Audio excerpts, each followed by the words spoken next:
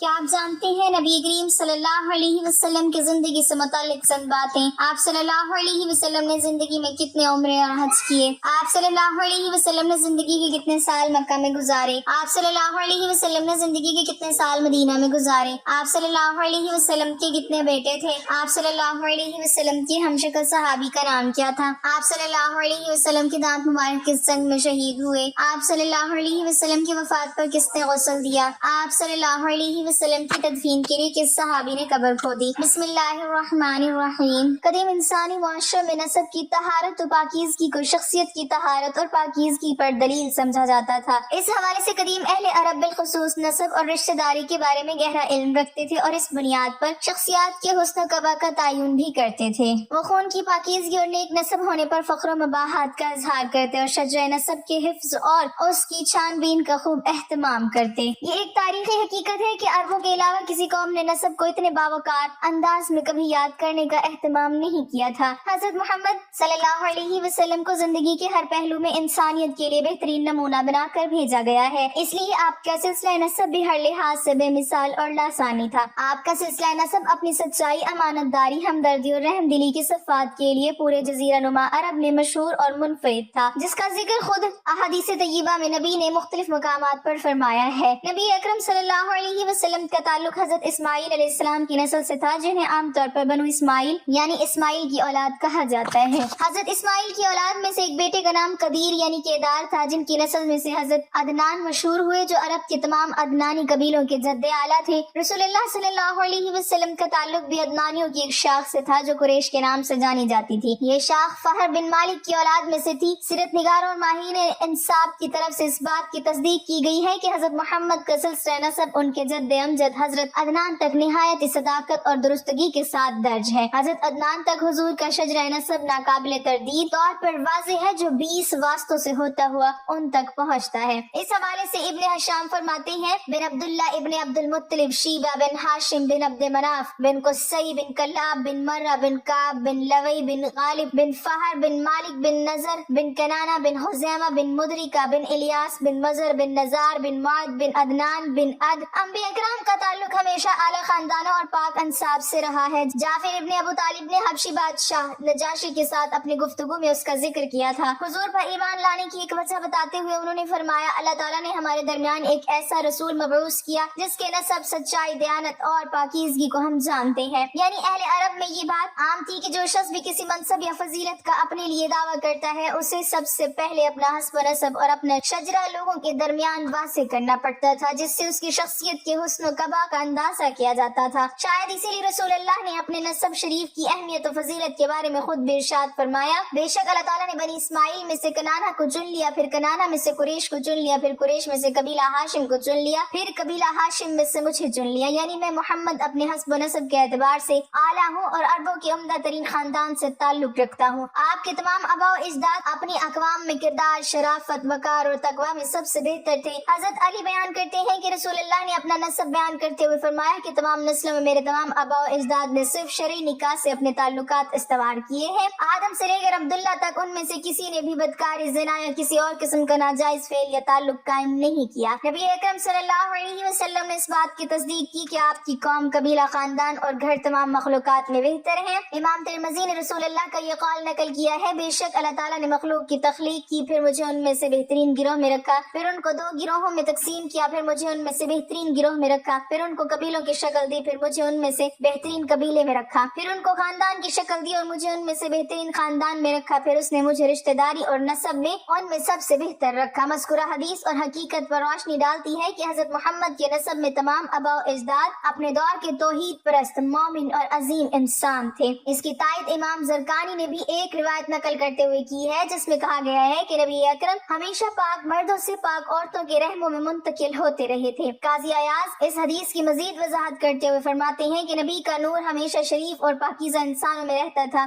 آپ ابن عمر سے روایت نقل کرتے ہیں کہ جب آپ زمین پر تشریف لائے تو آپ کا نور آدم کی صلب میں موجود تھا، پھر کئی نسلیں گزرنے کے بعد یہ نور صلب ادریس تک پہنچا اور پھر صلب نوح تک پہنچا، نوح سے یہ سام میں منتقل ہوا اور پھر ابراہیم تک پہنچا، اور نور نے ہر نسل و زمانے میں ایک پاک پشتوں اور پاکیزہ رحموں کے ذریعے اپنا سفر جاری رکھا۔ اس طرح محمد کا یہ نور آدم و حوا سے عبداللہ اور आमना तक पहुंचा। ये इस बात की गवाही है कि रसूल अल्लाह के तमाम आबा और अजदाद अपने वक्त के बुजुर्ग और मुअज़्ज़ज़ तरीन लोग थे। उनकी शराफत और बुजुर्गी की वजह से आसपास के लोग उनकी इज्जत करते थे। हजरत रबिया बिन हर्ष से रिवायत है कि रसूल अल्लाह सल्लल्लाहु अलैहि वसल्लम को ये इत्तला मिली कि कुछ लोगों ने आप सल्लल्लाहु अलैहि वसल्लम की जात अक़दस पर उंगली उठाई है। बस हुजूर पाक सल्लल्लाहु अलैहि वसल्लम गुस्सा हुए, फरमाया, ऐ लोगो, जब अल्लाह ताला ने मखलूक को पैदा फरमाया तो उसे दो हिस्सों में तकसीम फरमाया, यानी अरब और अजम, तो मुझे इन दोनों में से बेहतरीन गिरोह यानी अरब ने रखा। फिर उनके मुख्तलिफ कबाइल बनाए तो मुझे बेहतरीन कबीला यानी कुरैश में पैदा फरमाया। फिर उनके घराने बनाए तो मुझे उनमें से बेहतरीन घराने में पैदा फरमाया। फिर हुजूर पाक सल्लल्लाहु अलैहि वसल्लम ने फरमाया, मैं तुम में से बेहतरीन कबीला और बेहतरीन घराने वाला हूँ। हजरत वासिला बिन अस्का रज़ियल्लाहु ताला अन्हु से रिवायत है कि रसूलुल्लाह सल्लल्लाहु अलैहि वसल्लम ने इरशाद फरमाया, बेशक अल्लाह ताला ने इब्राहीम अलैहिस्सलाम की औलाद में से इस्माइल अलैहिस्सलाम को मुंतखब किया और इस्माइल अलैहिस्सलाम की औलाद में से बनु कनाना को मुंतखब किया और कनाना की औलाद में से कुरैश को मुंतखब किया और कुरैश में से बनु हाशिम को मुंतखब किया और मुझे यानी रसूलुल्लाह सल्लल्लाहु अलैहि वसल्लम को बनु हाशिम में से मुंतखब किया। रसूलुल्लाह सल्लल्लाहु अलैहि वसल्लम के सिलसिला नसब की 13वीं पुश्त में नजर बिन कनाना नाम के एक बुजुर्ग गुजरे हैं। उनकी औलाद को कुरैश कहा जाता था। कुरैश अरब का एक मशहूर ताकतवर और जी इज्जत कबीला था। हजरत मोहम्मद सल्लल्लाहु अलैहि वसल्लम इसी कबीले के एक खानदान बनु हाशिम में से हैं। इस लिहाज से आप सल्लल्लाहु अलैहि वसल्लम कुरैशी भी हैं और हाशमी भी हैं। जैसा कि किताबों में आप सल्लल्लाहु अलैहि वसल्लम के नसब नामा से जाहिर है, अहले लुगत ने कुरैश की वजह तस्मिया के मुख्तलिफ वजूहात जिक्र की हैं, जिनमें से एक ये भी है कि कुरैश तस्वीर है कर्श की, जिसके मायने समंदर के एक ताकतवर जानवर की है जो अपने से छोटे समंदरी जानवर पर गालिब रहता है, या बहुत बड़ी मछली जो छोटी मछलियों को खा जाती है, क्योंकि ये कबीला बहादुर था, इस वजह से इसका ये नाम मारूफ हुआ। अब हम आपको हुजूर पाक सल्लल्लाहु अलैहि वसल्लम के खानदान का मुख्तसर सा तारुफ कराएंगे। अब्दुल मुत्तलिब के कुल 10 बेटे थे, यानी कि हुजूर पाक सल्लल्लाहु अलैहि वसल्लम के 9 चचा थे, जिनके नाम ये हैं, number 1 Haris, number 2 Zubair, number 3 Abu तालिब, नंबर 4 अब्दुल्ला, नंबर 5 हजरत हमजा रज़ियल्लाहु ताला अन्हु, नंबर 6 अबू लहब, नंबर 7 कुसुम, नंबर 8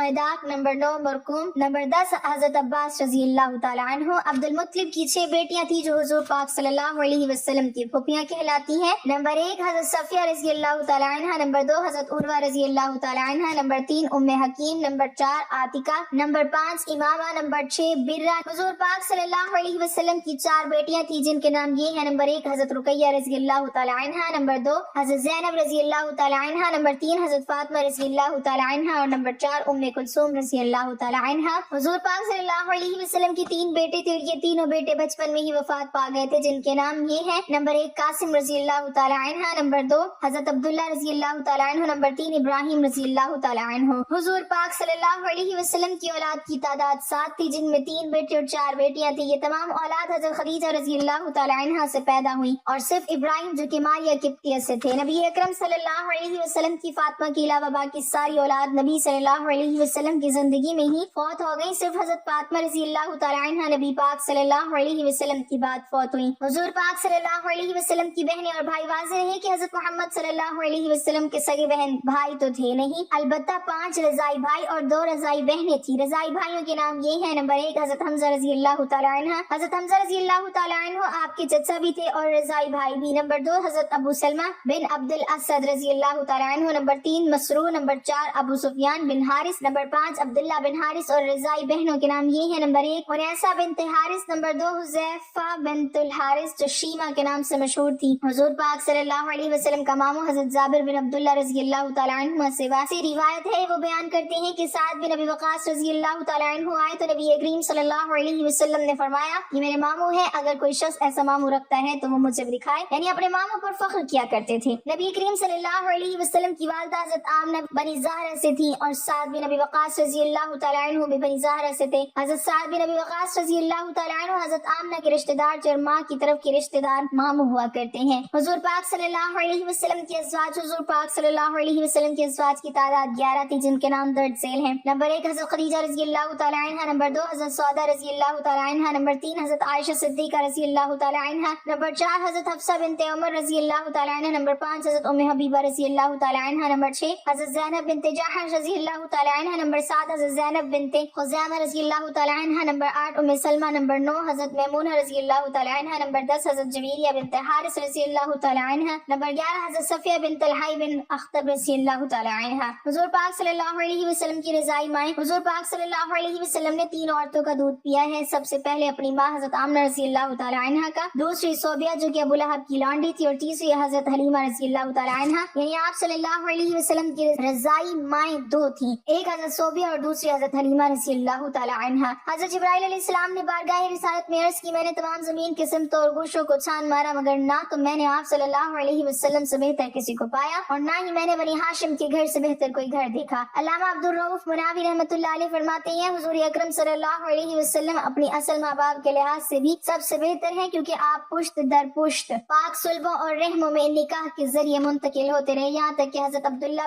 کی پشت میں پہنچے۔ حضرت ابو سفیان رضی اللہ تعالیٰ عنہ جب اسلام نہیں لائے تھے اور ہرقل کے دربار میں رسول کریم صلی اللہ علیہ وسلم کے نسب کے بارے میں پوچھا گیا تو انہوں نے جواب دیا، ہوا فینا ذو نسب، یعنی وہ ہم سب میں سے اعلیٰ نسب والے ہیں۔ نبی اکرم صلی اللہ علیہ وسلم کی پہلی شادی عرب کی سب سے عظیم خاتون کے ساتھ ہوئی، سیدہ خدیجہ رضی اللہ تعالیٰ عنہ کی عمر شادی کے وقت 40 برس تھی اور وہ 2 مرتبہ بیوہ ہو چکی تھی۔ دونوں شوہروں سے ان کی اولاد بھی تھی، پہلے شوہر ابو حالہ بن زرارہ سے ان کے 2 بیٹے اور دوسرے شوہر عتیق بن عابد مخزومی سے ایک بیٹی ہند جو صحابیہ بھی ہیں۔ حضور صلی اللہ علیہ وسلم کی عمر 25 سال تھی۔ شادی کے بعد حضور صلی اللہ علیہ وسلم کے گھر میں سیدہ خدیجہ بہت خوش تھی۔ آپ کے اخلاق حسن اور پاکیزہ کردار نے ان کے گھر کو دنیا ہی میں جنت کی نظیر بنا دیا تھا۔ مورخین نے سیدہ خدیجہ سے اولاد کی ترتیب بیان کرنے میں مختلف انداز اختیار کیے ہیں۔ ہمارے نزدیک صحیح ترین روایت کے مطابق ترتیب یوں ہے، حضور صلی اللہ علیہ وسلم کی شادی کے تقریباً 1 سال بعد آپ صلی اللہ علیہ وسلم کو اللہ نے پہلے صاحبزادے جناب قاسم کی ولادت سے خوشیاں عطا فرمائی، ان کا نام مشورے کے ساتھ قاسم رکھا گیا، انہی کی نسبت سے حضور صلی اللہ علیہ وسلم ابو القاسم کہلاتے ہیں۔ قاسم کا نام طیب بھی معروف ہے، مگر زیادہ مستند روایات کے مطابق آپ کے دوسرے فرزند عبداللہ بن محمد ہی کو طیب اور طاہر دونوں القاب سے یاد کیا جاتا ہے۔ قاسم کے 2 سال بعد آپ کی بڑی بیٹی سیدہ زینب بنت محمد پیدا ہوئی، پھر ان کے بعد آپ کے دوسرے بیٹے عبداللہ پیدا ہوئے جو طیب اور طاہر کے نام سے تاریخ میں مشہور ہیں، معروف ہیں۔ ان کے بعد سیدہ رقیہ بنت محمد کی ولادت ہوئی۔ رقیہ سے چھوٹی صاحبزادی حضرت ام کلثوم تھی۔ حضرت خدیجہ سے آپ کی آخری اولاد سیدہ فاطمہ زہرا ہیں جو آپ کو سب سے زیادہ محبوب تھی، انہی کو آپ نے خواتین جنت کی سردار سید النساء اہل الجنہ کا لقب دیا۔ آپ شیر خدا علی المرتضیٰ سے بیاہی گئی، آپ ہی حسنین کریمین کی والدہ ہیں۔ خاتون کربلا سیدہ زینب بنت علی اسی جوڑے کی شیر دل بیٹی تھی جو ابن زیاد اور یزید کے درباروں میں بھی ذرا بھر مروب نہ ہوئی۔ سیدہ فاطمہ الزہرا کا مقام و مرتبہ بہت بلند ہے، مگر بعض لوگ حضور کی دیگر بیٹیوں کا انکار کر دیتے ہیں، یہ جہالت و گستاخی کی بدترین مثال ہے۔ حضور صلی اللہ علیہ وسلم کو اللہ تعالیٰ نے قرآن پاک میں حکم دیا، اے نبی اپنی بیوی اور بیٹیوں اور اہل ایمان کی عورتوں سے کہہ دو کہ اپنے اوپر اپنی چادر کے پلو لٹکا لیا کریں۔ مولانا مودی نے تفہیم القرآن میں اس موضوع پر تفصیلی حاشیہ لکھا ہے، وہ کہتے ہیں جو لوگ حضور صلی اللہ علیہ وسلم کی اپنی صلبی بیٹیوں کو ان کی صاحبزادیاں نہیں سمجھتے، وہ تعصب میں اندھے ہو کر یہ بھی نہیں سوچتے کہ اولاد رسول کے نسب سے انکار کر کے وہ کتنے بڑے جرم کا ارتکاب کر رہے ہیں اور اس کی کیسی سخت جواب دہی انہیں آخرت میں کرنی ہوگی۔ آپ کے صاحبزادے قاسم بچپن میں فوت ہو گئے۔ بعض روایات کے مطابق قاسم اتنی عمر کو پہنچ گئے تھے کہ وہ گھوڑے پر سوار ہو سکتے تھے، پھر اچانک ان کی وفات ہو گئی۔ آپ کے دوسرے بیٹے عبداللہ بھی حضور صلی اللہ علیہ وسلم کی بعثت کے چند سال بعد فوت ہو گئے تھے۔ یہ کے بعد دیگرے دونوں بیٹے داغے مفارقت دے گئے تو فطری طور پر والدین پر غم کے پہاڑ ٹوٹ پڑے، مگر ان کا صبر بے مثال تھا۔ عبداللہ بن محمد کی وفات پر بدبخت کفار مکہ نے بڑی خوشیاں منائی اور حضور صلی اللہ علیہ وسلم کو ابتر یعنی دم کٹا ہوا قرار دیا۔ ابن سعد لکھتے ہیں کہ آس بن وائل سہمی نے کہا، یعنی محمد کی نرین اولاد ختم ہو گئی ہے، لہٰذا وہ ابتر ہے۔ کم و بیش ایسے ہی الفاظ آپ کے بدبخت چچا ابو لہب نے بھی کہے۔ اسی پر قرآن کی مختصر مگر جامع ترین سورۃ الکوثر نازل ہوئی، انا اعطیناک الکوثر فصلی لربک وانحر ان شانئک ھو الابتر۔ اے نبی ہم نے تمہیں کوثر عطا کر دیا، پس تم اپنے رب ہی کے لیے نماز پڑھو اور قربانی کرو، تمہارا دشمن ہی جڑ کٹا ہے۔ آج دیکھ لیجئے آپ صلی اللہ علیہ وسلم کے دشمنوں کا تذکرہ ہوتا ہے تو ساری کائنات ان پر لعنت بھیجتی ہے، اور محمد عربی صلی اللہ علیہ وسلم کا تذکرہ زمینوں میں نہیں آسمانوں کے اندر بھی درود و سلام کے حسین گونج میں سنا جاتا ہے۔ حضور صلی اللہ علیہ وسلم کی پھوپھی حضرت صفیہ بنت عبد المطلب کی آزاد کردہ ایک لونڈی تھی جس کا نام سلمہ تھا، وہ بہت سمجھدار اور باشعور خاتون تھی۔ سیدہ خدیجہ رضی اللہ تعالی عنہ عموماً اپنے ذاتی کاموں کے لیے اس کی خدمات حاصل کرتی تھی۔ جب بھی زچگی کا زمانہ ہوتا تو وہ ان کو اپنے ہاں بلا لیا کرتی تھی۔ وہ بچوں کی پیدائش سے لے کر دودھ پلانے والی خواتین کے تقرر تک زچہ اور بچوں کی دیکھ بھال کرتی۔ سیدہ خدیجہ رضی اللہ تعالی عنہ اپنے بچوں کو دودھ پلانے کے لیے پہلے سے ہی مناسب خواتین کا اہتمام کر لیا کرتی تھی۔ اسلام میں بیٹے کی پیدائش پر 2 بکرے مینڈے یا دمبے اور بیٹی کی پیدائش پر 1 بکرا مینڈا یا دمبا ذبح کر کے عقیقہ کرنے کا حکم ہے۔ یہ شریعت ابراہیمی میں بھی مسنون عمل تھا۔ سیدہ خدیجہ رضی اللہ تعالی عنہ دور اسلام سے قبل بھی اپنے بچوں کے لیے عقیقے کا اہتمام کیا کرتی تھی. کیا خوب اللہ کی بندی تھی یہ. حضرت ابراہیم علیہ السلام اور حضرت اسماعیل علیہ السلام کے وقت سے عربوں میں رائج تھا، مگر اکثر لوگ اسے بھول چکے تھے. نبی محترم صلی اللہ علیہ وسلم نے اس سنت کو پھر سے زندہ کیا. حضور صلی اللہ علیہ وسلم اور سیدہ خدیجہ کا نکاح ہونے کے بعد اس قدسی جوڑے کے کاروبار میں حسب سابق اللہ نے بہت برکت دی. وقت گزرتا گیا، بہت سے واقعات رونما ہوتے چلے گئے. یہ واقعات سیرت کی کتابوں میں تفصیلاً نقل کیے گئے ہیں. یہاں ہم عرض کرنا چاہتے ہیں کہ نبی اکرم صلی اللہ علیہ وسلم کی عمر مبارک جو بڑھ رہی تھی، آپ کا تعلق اللہ رب العزت کے ساتھ اسی نسبت سے گہرا ہوتا چلا جا رہا تھا. آپ صلی اللہ علیہ وسلم دینوی ہنگاموں سے ذرا ہٹ کر غور و فکر میں کافی وقت گزارنے لگے تھے. اس کیفیت کو عربی زبان اور قرآنی اصطلاح میں تبتل کے لفظ سے تعبیر کیا گیا ہے. نبوت کے بعد بھی قرآن پاک میں حضور صلی اللہ علیہ وسلم کو حکم دیا گیا، وَاذْكُرِ اسْمَ رَبِّكَ وَتَبَتَّلْ إِلَيْهِ تَبْتِيلًا، اپنے رب کے نام کا ذکر کیا کرو اور سب سے کٹ کر اسی کے رہو. حضور صلی اللہ علیہ وسلم کے اس غور و فکر کے زمانے میں کاروبار کی طرف آپ کی توجہ کافی حد تک کم ہو گئی تھی. تاہم سیدہ خدیجہ رضی اللہ تعالیٰ عنہ کے تجارتی کاروان معمول کے مطابق شام اور دیگر علاقوں کی طرف آتے جاتے تھے. سیدہ خدیجہ رضی اللہ تعالیٰ عنہ نے کبھی بھی اپنا پیسہ خرچ کرنے میں بخل سے کام نہیں لیا. نبوت سے قبل حضور صلی اللہ علیہ وسلم کے تبتل اور گوشہ نشینی کا دور ایک لحاظ سے اس عظیم ذمہ داری کو اٹھانے کے لیے ابتدائی تیاری، تربیت اور ریاضت کی حیثیت رکھتا ہے. اس دوران آپ صلی اللہ علیہ وسلم دوست، احباب، خاندان اور رشتہ داروں، اپنی اہلیہ اور بچوں سب کے حقوق پوری طرح ادا کرتے تھے. ایسا نہیں کہ آپ صلی اللہ علیہ وسلم نے ان ذمہ داریوں کو نظر انداز کر دیا ہو. آپ صلی اللہ علیہ وسلم برابر اپنے گھر میں بچوں کی تربیت اور انہیں شفقت پدری سے مالا مال کرنے کا فریضہ ادا کرتے رہتے تھے. کاروبار اور تجارت پر بھی توجہ رکھتے تھے، اگرچہ خود عملاً وقت کم دے پاتے تھے، تاہم پوری ہدایات اور نگرانی کا اہتمام فرماتے تھے. آپ صلی اللہ علیہ وسلم نے نبوت سے قبل بھی عملاً یہ پیغام دیا کہ متوازن زندگی کا حسن یہی ہے کہ انسان نہ ترک دنیا کرے اور نہ غرق دنیا ہو جائے. آپ صلی اللہ علیہ وسلم کی آخری اولاد حضرت ماریہ قبطیہ کے بطن سے جنم لینے والے سیدنا ابراہیم بن محمد تھے. ان کا نام آپ نے اپنے جد امجد حضرت ابراہیم علیہ السلام کے نام پر رکھا. محبوب بیٹے نے کم سنے میں اپنے عظیم باپ کی گود میں آخری سانس لی تو نبی رحمت صلی اللہ علیہ وسلم کی آنکھوں سے آنسو گرنے لگے. عجیب رقت انگیز منظر ہے. صحابہ کو شدید غم کے ساتھ اس بات پر تعجب بھی ہو رہا ہے کہ حضور صلی اللہ علیہ وسلم رو رہے ہیں، مگر یہ رونا کوئی کمزوری نہیں، بشری تقاضا اور فطری رحمت و شفقت کا مظہر ہے. معصوم بچے کی عمر 1.5 سال ہے. یہ رسول رحمت کی آخری اولاد اور بیٹوں میں تیسرا فرزند دل بند ہے. بڑھاپے میں اللہ نے عطا فرمایا تھا، قلیل عرصے تک بیت نبوی میں خوشیاں بکھیرتا رہا اور آج جنت کو سدھار گیا ہے. آپ صلی اللہ علیہ وسلم اس دل فگار سانحہ پر اپنے لخت جگر سے یوں مخاطب ہیں: دل زخمی ہو گیا ہے، آنکھیں اشک بار ہیں. اے ابراہیم، غم کی ان گھڑیوں میں تیری جدائی نے تڑپا دیا ہے، مگر ہم زبان سے وہی کچھ کہیں گے جو ہمارے رب کو پسند ہے. انا للہ و انا الیہ راجعون. اس واقعے میں ہر امتی کے لیے کتنا بڑا درس ہے. اللہ نے بڑھاپے میں فرزند عطا کیا جو ماں باپ کی آنکھوں کا تار اور دل کا قرار تھا، مگر اللہ نے اپنے محبوب نبی صلی اللہ علیہ وسلم سے ان کے دل کا قرار اور آنکھوں کی ٹھنڈک واپس لے لی. بندہ اپنے مالک کی مرضی پر راضی ہے. بندے کا یہی عمل اللہ کو محبوب ہے. کیا آپ جانتے ہیں نبی کریم صلی اللہ علیہ وسلم کی زندگی سے متعلق چند باتیں؟ آپ صلی اللہ علیہ وسلم نے زندگی میں ایک بار حج کیا. آپ صلی اللہ علیہ وسلم نے زندگی میں 4 عمرے کیے. آپ صلی اللہ علیہ وسلم نے زندگی کے 53 سال مکہ میں گزارے.